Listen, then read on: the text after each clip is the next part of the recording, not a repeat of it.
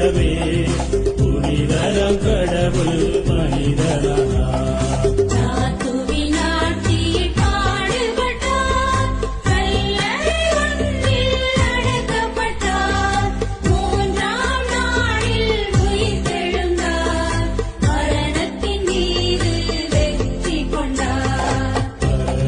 வாழும் தந்தையிடம் அரியணை கொண்டு இருக்கின்றார்.